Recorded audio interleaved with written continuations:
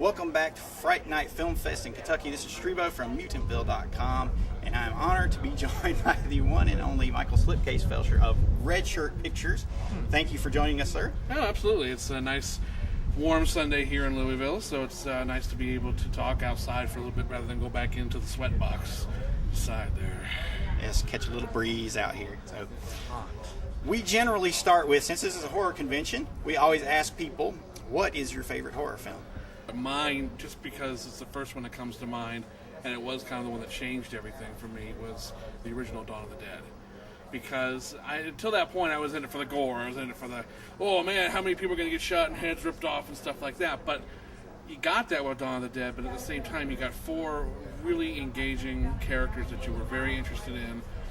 And halfway through that film, there's a scene where she's talking with David Emke over dinner, and she turns down his marriage proposal. And I was sitting there going, oh man, their relationship's falling apart. And I realized I'd completely forgotten about the zombies. I couldn't have cared less at that point. I was really about the character. And it also fulfilled, it's what an apocalypse fantasy. You got the mall all to yourself. I mean, George managed to combine, obviously, the social commentary, but the characterization was there. And by the end of that movie, I felt like I'd been on a trip with four friends, and two of them didn't make it. And it was really inspiring that he could give you all the good stuff, all the juicy stuff, but he really gave you the meat with the meal. It wasn't just all the dessert. Absolutely, very well put. I was always inspired by Romero's works myself, in that he does exactly what you say. He gives you everything on the surface level, but then there's always something deeper underneath. Yeah. You have the character moments, but then you also have that social and political commentary, and it's admirable. He doesn't waste time. George, he likes to entertain, but at the same time, if you can whip a little message in there, George doesn't. He views that as sort of a responsibility in a way. It's like, if you're going to be a filmmaker, you're going to be out there, put as much of yourself out there as you can. Don't waste time just having big explosions and stuff. You can say that about all his work. There's always something else going on underneath all the razzmatazz, And that's why he's my favorite filmmaker of all time, and he changed everything for me.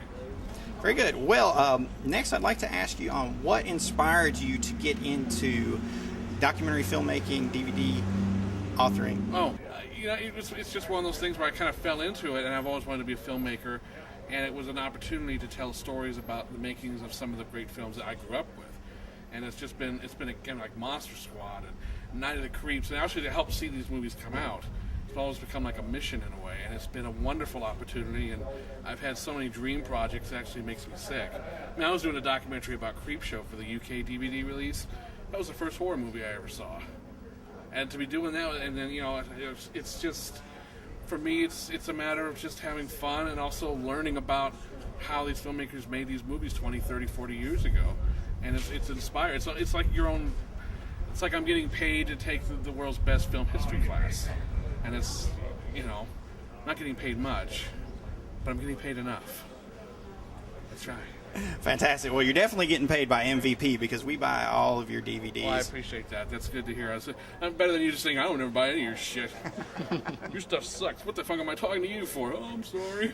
No, we're the guys. We love the commentaries. We love the behind the scenes. We love to see the makings of. We love to hear the stories of it all, because to us, it's part of our film school. It's part of our learning process as well. So. Well, that's what I think a lot of extras on DVDs don't do. Is that a lot of they're just kind of there to show off the big explosions and stuff like that, and they're not really there to kind of give you an idea, how do you put a film together on any kind of level, big or small. And there's a lot of people out there that do wonderful work. I'm part of I'm a fish in a pretty big pond out there, but when I'm on the set of a George Romero movie, like I was on set for Diary of the Dead and Survival of the Dead, I didn't want to just show zombie stuff. You want to see how, because there's a lot of hurry up and wait in filmmaking, but there's also, everyone's there for a creative endeavor, so there's always this sort of spirit going on even when there's nothing going on. And so I wanted to try and capture that to some degree. And then also with retrospectives, people's dreams were made and born and sometimes died on some of these movies. Some people had wonderful careers, some people just dropped off the face of the earth. And you want to kind of find out why, what happened. And I view it as really kind of, no one, when I did Night of the Creeps for DVD and Blu-ray, it's like, this is going to be it. No one's going to probably document this film again after this. And it's been a long time in coming, so it's like, I better do this right. There's an enormous responsibility I feel with this, and it's it's also a privilege and an honor and very humbling at times. Well, the care you put into your work definitely shows. I mean, we've been thrilled by everything you've done. Whenever we get one of your DVDs, we're seldom left wanting more. I mean, usually everything, all of our wishes are fulfilled. You've done a fantastic job preserving these films. This is the best blowjob I've ever gotten this early in the morning. I gotta say, this is wonderful. I should get one of these. Everyone should wake up to have one of these every morning. Just like, you're the best ever. Oh, thank you so much. Thank you very much. It's very, very sweet of you to say. Thank you. Well, we just call it how we see it. You can watch all my videos and know that's true, and I'm definitely a fan in that way. So cool. I know this is going to be a hard question for you because you have produced so many amazing DVDs over the years, but is there one that is particularly close to your heart that you are really especially proud of? Oh, boy, that is rough, because my first one that I really did was called Effects. It was an unknown film that a lot of the guys who worked with George at the time did back in Pittsburgh. John Harrison and Pat Buba and it was called Effects. And I did an hour-long doc called After Effects, which was really about the making of that movie and what it was like to make movies in Pittsburgh at the time. And that was really close to my heart because I feel very attached to that period of time in filmmaking because look what came out of it.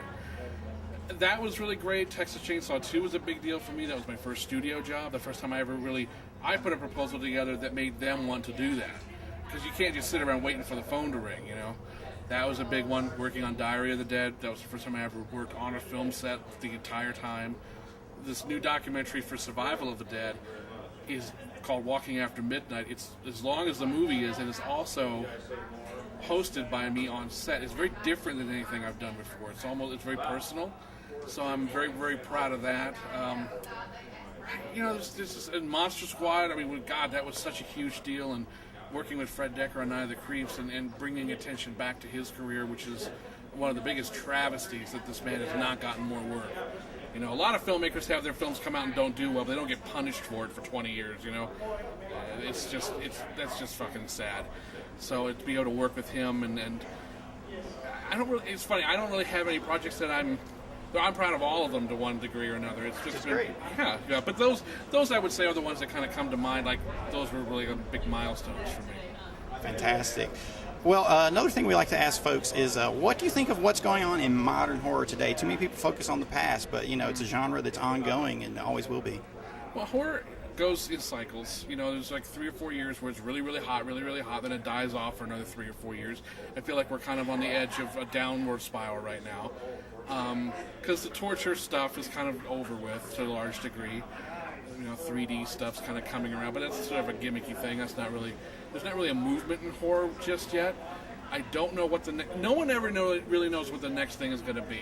They can predict, but history has shown that just when you think horror's just not going to come back for another year or 2 years, something like Scream will open in Christmas of '96 and change everything for the next 3-4 years. No one knows shit. It's going to be something that's going to come out of the blue, or something that no one expected to be as good as it was. It's going to have something really special about it. It's going to hit at the right time. Timing is everything with these movies. And it's funny, every 2 or 3 or 4 years, some idiot writes a column for some newspaper. Is horror dead? It said horror films are done for. Fuck them, they're gone. Horror films have been around since the early 1900s. They're not going anywhere. In fact, horror will probably last longer than a lot of other genres will. So, the current state of horror, I say it's in transition right now. There's some good films out there, most of them being made outside this country, and the ones that are being made outside this country that are really good are usually independent films. The studio stuff right now, I mean, a lot of remakes that I could give a shit about, and we're on the dark side of the moon right now. So I think give it another maybe year, and we'll see some really exciting stuff coming out. Absolutely, I totally agree. So, in closing, what are you working on now that you'd like to tell people about? Oh, well, I've just wrapped up a really busy year. I've had a couple of releases from some Roger Corman movies, Galaxy of Terror and Death Race 2000.